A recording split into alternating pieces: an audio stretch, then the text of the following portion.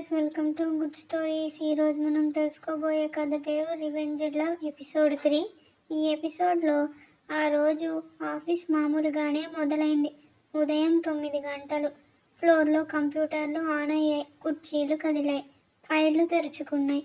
అన్విత తన డెస్క్ దగ్గర కూర్చుంది. ముందు రోజు చేసిన పనికి సంబంధించిన మెయిల్స్ చూసింది. 2 చిన్న కరెక్షన్స్ చేసుకుంది. టీమ్ లీడ్కి రిప్లై పంపింది. అదే సమయంలో సీనియర్ మేనేజర్ రూమ్లో ఒక చిన్న సంఘటన జరిగింది. శంకర్ ఫ్లోర్కి వచ్చి ఒక ఫైల్ అడిగాడు. ఆ ఫైల్ అన్విత టీం దగ్గర ఉంది. సీనియర్ మేనేజర్ ఆ ఫైల్ తీసుకుని అన్విత డెస్క్ దగ్గరకు వచ్చాడు. ఈ ఫైల్ కావాలంటున్నారు అని చెప్పాడు. అన్విత లేచి నిలబడి ఫైల్ ఇచ్చింది.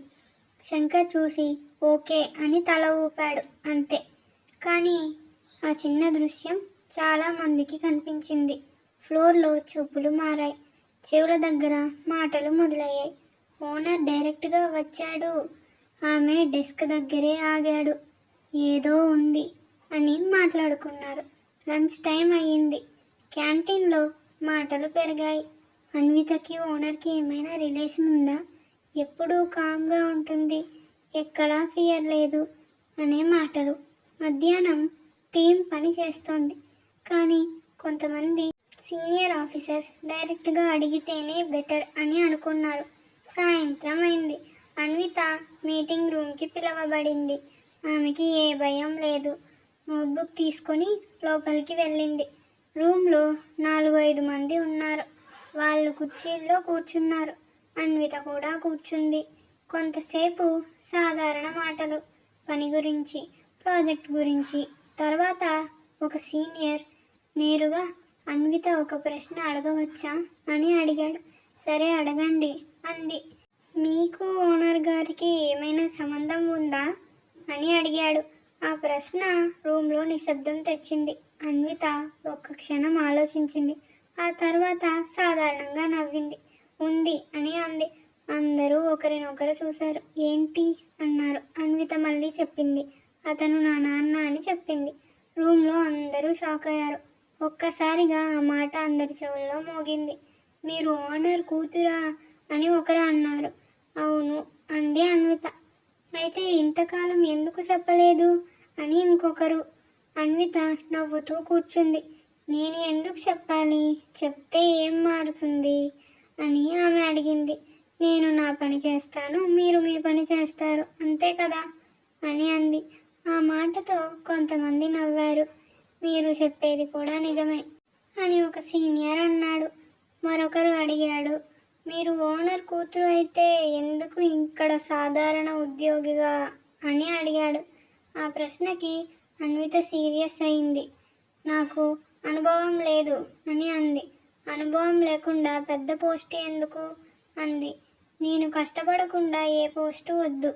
నేను పైకి వెళ్తే అందరూ ఏమంటారు, నాన్న సహాయం అని అంటారు. నేను పని పర్ఫెక్ట్గా చేసినా వాళ్ళు అదే అంటారు.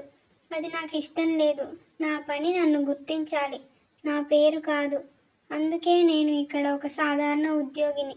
నా కష్టం మీద నాకు రావాల్సిన పోస్ట్ నేనే సంపాదించాలి అని అంది. రూమ్లో మౌనం.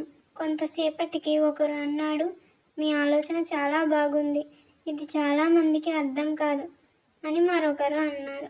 మీరు చెప్పింది మేమందరం అంగీకరిస్తాం అని అన్నారు. అన్విత నవ్వింది. ధన్యవాదాలు అని అంది. మీటింగ్ ముగిసింది. అన్విత బయటకి వచ్చింది. ఆ విషయం ఫ్లోర్ అంతా నెమ్మదిగా పాకింది. షాక్, ఆశ్చర్యం, గౌరవం అన్నీ పెరిగాయి.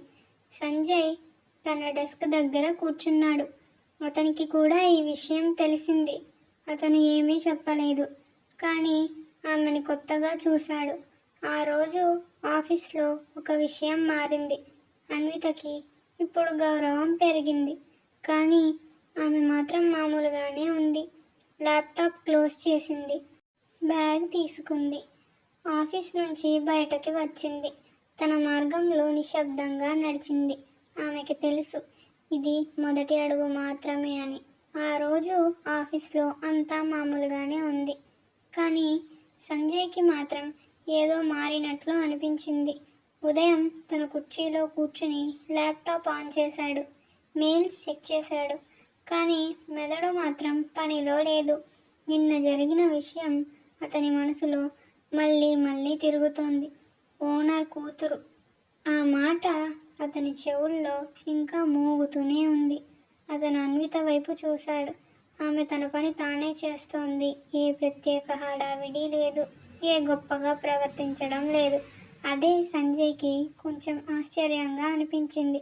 ఇంత పెద్ద వ్యక్తి కూతురు అయినా ఇలా సాధారణంగా ఉండడం అని అతని మనసులో ఒక ఆలోచన. తరువాతే మరో ఆలోచన వచ్చింది. కానీ ఆమె ఎవరి కూతురు? దానికి సమాధానమైన ఆ పేరు అతని మనసులో భారం వేసినట్లు అనిపించింది. శంకర్. ఆ పేరు వినగానే సంజయ్లో కోపం, అతని ముఖం తానే తెలియకుండా కాస్త కఠినంగా మారింది. ఆ పేరుతో పాటు ఒక పాత ముద్ర, ఎక్కడో లోతుగా దాగి ఉన్న బాధ. అతను తన కుర్చీలో కూర్చుని నెమ్మదిగా ఊపిరి తీసుకున్నాడు. ఇది ఆఫీస్, ఇది పని అని తనకి తానే చెప్పుకున్నాడు.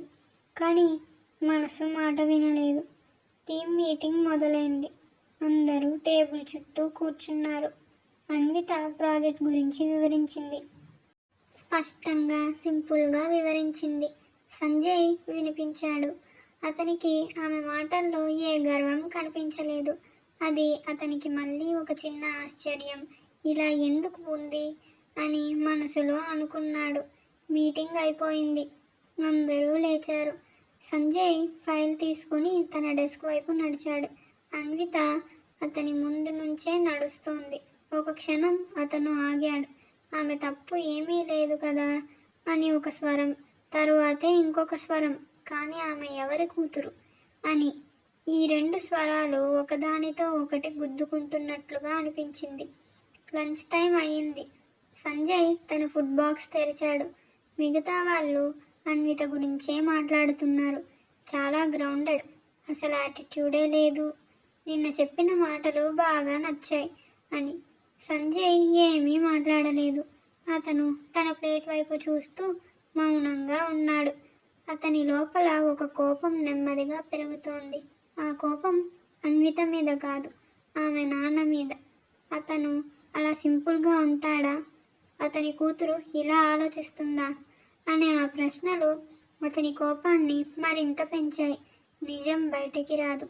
అందరూ బయటకు కనిపించే రూపం మాత్రమే చూస్తారు అని అతను మనసులో అనుకున్నాడు. ఆ మాటలు గట్టిగా నిలిచిపోయాయి. సాయంత్రం అయింది. పని ముగిసే సమయం. అన్విత తన డెస్క్ క్లీన్ చేసింది. సంజయ్ అది గమనించాడు. ఆమె ఎవరికీ చెప్పకుండా తన పని పూర్తి చేసుకుని బయటకి వెళ్తోంది. అతనికి ఆమె మీద అజ్ఞాతంగా ఒక గౌరవం. అదే సమయంలో గుండెలో ఒక ఘాటు. నేను ఇక్కడికి ఎందుకు వచ్చాను అని తనను తానే ప్రశ్నించుకున్నాడు. ఆ ప్రశ్నకి తనకు సమాధానం తెలుసు. కానీ ఆ సమాధానం ఇప్పుడే బయటకు రాకూడదని తన మనసునే ఆపుకున్నాడు.